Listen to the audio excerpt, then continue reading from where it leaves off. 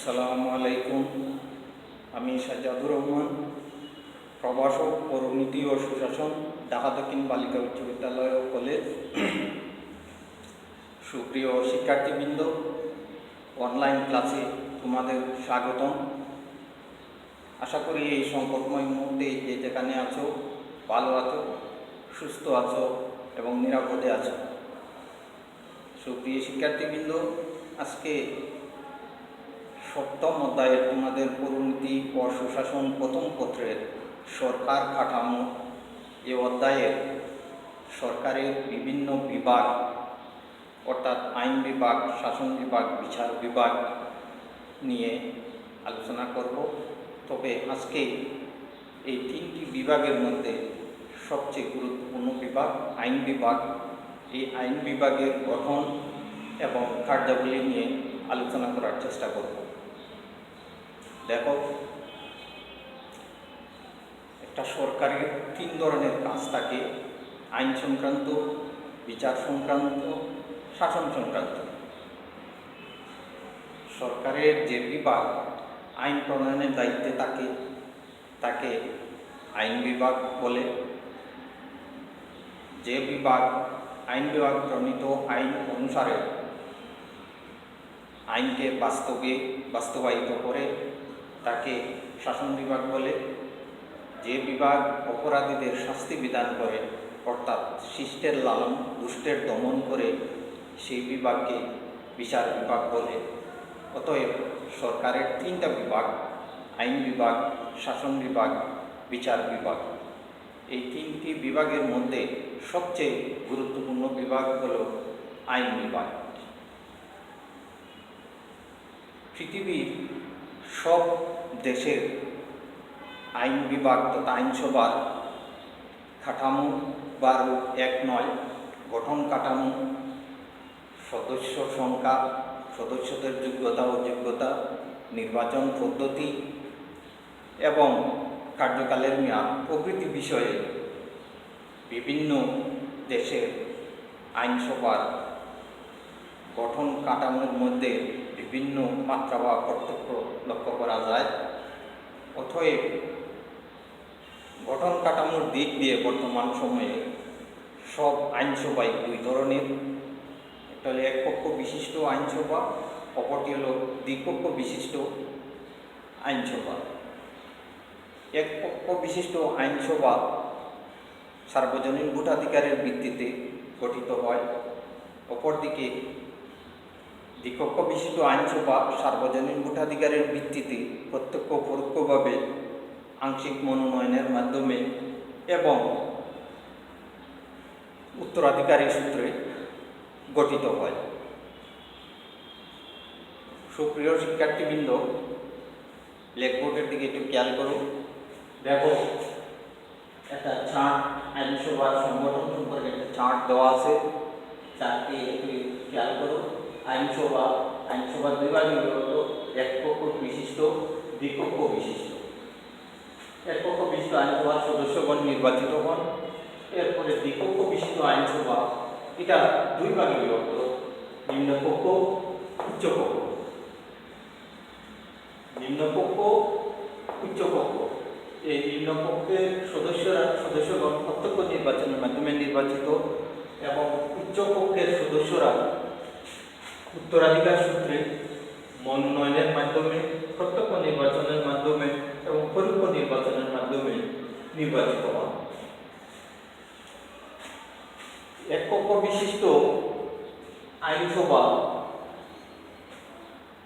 বলতে যে আইনসভা একটি মাত্র পক্ষ বা পরিষদ নিয়ে গঠিত তাকে একপক্ষ বিশিষ্ট আইনসভা বলে। যেমন বাংলাদেশের আইনসভা একপক্ষ বিশিষ্ট আইনসভা। বাংলাদেশের আইনসভার নাম the house of the nation. অপরদিকে দ্বিপক্ষ বিশিষ্ট আইনসভা, যে আইনসভা দুটি পক্ষ বা পরিষদ নিয়ে গঠিত তাকে দ্বিপক্ষ বিশিষ্ট আইনসভা বলে। দ্বিপক্ষ বিশিষ্ট আইনসভা একটা পক্ষ হচ্ছে নিম্নপক্ষ আর একটা হচ্ছে উচ্চপক্ষ। যেমন মার্কিন যুক্তরাষ্ট্রের আইনসভা মার্কিন যুক্তরাষ্ট্রের আইনসভার নাম হচ্ছে কংগ্রেস। এই কংগ্রেস দুই ভাগে বিভক্ত, house of representative, house of senate. ঠিক অনুরূপভাবে যুক্তরাজ্যের আইনসভাও দুই ভাগে বিভক্ত। যুক্তরাজ্যের আইনসভার নাম হচ্ছে পার্লামেন্ট, এটা একটা কক্ষের নাম হচ্ছে the House of the Commons, the House of the Lords. সুপ্রিয় শিক্ষার্থীবৃন্দ, এখন আমরা তোমাদের সামনে আইনসভার কার্যাবলী নিয়ে আলোচনা করার চেষ্টা করব। একটু খেয়াল করো, আইনসভার প্রথম কাজ হচ্ছে আইন প্রণয়ন। আইনসভার প্রধান কাজই হচ্ছে আইন প্রণয়ন। রাষ্ট্রীয় মূলনীতি সমূহকে সমুন্নত রেখে প্রচলিত আইন কিংবা প্রথাগত বিধানে সংশোধন, পরিবর্তন এবং পরিবর্ধন করে থাকে। শাসন পরিচালনা নীতি নির্ধারণে আইনসভা গুরুত্বপূর্ণ ভূমিকা পালন করে থাকে। এরপরে আছে সংবিধান প্রণয়ন। আইনসভা সংবিধান রচনা এবং প্রয়োজনে সংবিধান সংশোধন করে থাকে। স্বাধীনতার পর গণপ্রজাতন্ত্রী বাংলাদেশের গণপরিষদ 1972 সালে বাংলাদেশের সংবিধান প্রণয়ন করে। গণতান্ত্রিক রাষ্ট্রে আইনসভা সংবিধান প্রণয়ন করে থাকে। এরপরে আছে সংবিধানের ব্যাখ্যা প্রদান। সংবিধানের ব্যাখ্যা সাধারণত রাষ্ট্রের সর্বোচ্চ আদালত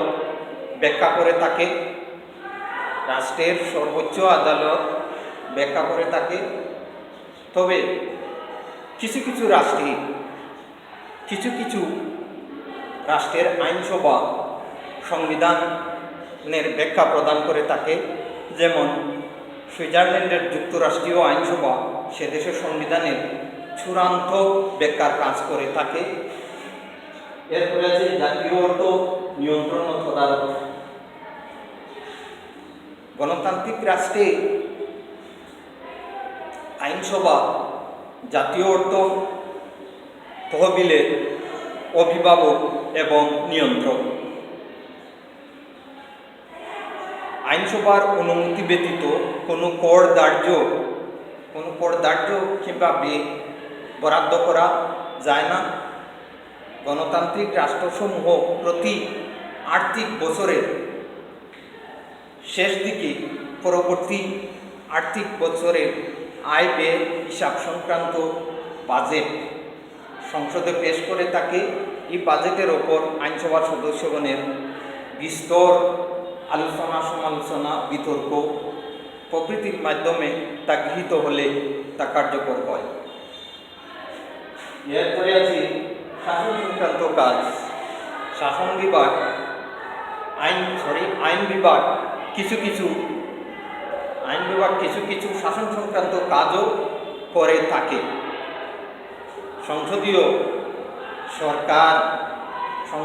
সরকার পদ্ধতিতে আইনসভা বিভিন্ন কমিটির মাধ্যমে এই শাসন সংক্রান্ত কাজটা করে থাকে। মার্কিন যুক্তরাষ্ট্রের উচ্চকক্ষ সিনেটের সম্মতিক্রমে যুক্তরাষ্ট্রের প্রেসিডেন্ট উচ্চপদস্থ কর্মকর্তাদের নিয়োগ দিয়ে থাকেন। উচ্চকক্ষের অনুমতি ছাড়া চুক্তি সম্পাদন, সন্ধি চুক্তি, যুদ্ধ ঘোষণা বা শান্তি স্থাপন কোনো কাজেই সে রাষ্ট্রের প্রেসিডেন্ট করতে পারে না। এরপরে আছে বিচার সংক্রান্ত কাজ। আইনসভা কিছু বিচার সংক্রান্ত কাজও করে থাকে। ব্রিটিশ লর্ড সভা সে দেশের সর্বোচ্চ আপিল আদালত হিসাবে কাজ করে থাকে। মার্কিন যুক্তরাষ্ট্রের আইনসভা সে দেশের রাষ্ট্রপতি, উপরাষ্ট্রপতি এবং উচ্চপদস্থ কর্মকর্তাদের অভিযুক্ত করে অপসারণ করতে পারে। শাসন বিভাগের উপর নিয়ন্ত্রণ। সংসদীয় সরকার ব্যবস্থায় আইন বিভাগ শাসন বিভাগের উপর নিয়ন্ত্রণ করে থাকে। শাসন বিভাগ বা মন্ত্রিসভা তার কাজের জন্য ব্যক্তিগত এবং যৌথভাবে আইনসভার নিকট দায়ী থাকে। আইনসভার অনাস্থা প্রস্তাব হারালে মন্ত্রিসভাকে পদত্যাগ করতে হয়। আইনসভা সাধারণত প্রশ্ন জিজ্ঞাসা, বিতর্ক, আলোচনা, অনাস্থা প্রস্তাব আনয়ন, মুলতবি প্রস্তাব উত্থাপন এবং অনাস্থা প্রস্তাব পাশের মাধ্যমে শাসন বিভাগকে নিয়ন্ত্রণ করে থাকে। নির্বাচন সংক্রান্ত কাজ। আইনসভা কিছু কিছু নির্বাচন সংক্রান্ত কাজও করে থাকে, যেমন বাংলাদেশ ভারতের রাষ্ট্রপতি সংসদ আইনসভার সদস্যরা নির্বাচিত করে থাকেন। মার্কিন যুক্তরাষ্ট্রের রাষ্ট্রপতি এবং উপরাষ্ট্রপতি নির্বাচনে কোনো সমস্যা দেখা দিলে আইনসভার উচ্চকক্ষ সিনেট, উপরাষ্ট্রপতি এবং রাষ্ট্রপতি প্রতিনিধি সভা অর্থাৎ হাউস অফ রিপ্রেজেন্টেটিভ রাষ্ট্রপতি নির্বাচন করে থাকেন। সুপ্রিয় শিক্ষার্থীবৃন্দ, আজকে ছিল মোটামুটি এই আইনসভার কার্যাবলী। পরবর্তীতে আমরা শাসন বিভাগের গঠন কার্যাবলী, বিচার বিভাগের গঠন কার্যাবলী নিয়ে আলোচনা করার চেষ্টা করব। সুপ্রিয় শিক্ষার্থীবৃন্দ, আবারও এই সংকটময় মুহূর্তে সচেতনতার আহ্বান জানিয়ে আজকের মতো ক্লাসটি এখানেই শেষ করছি। ধন্যবাদ।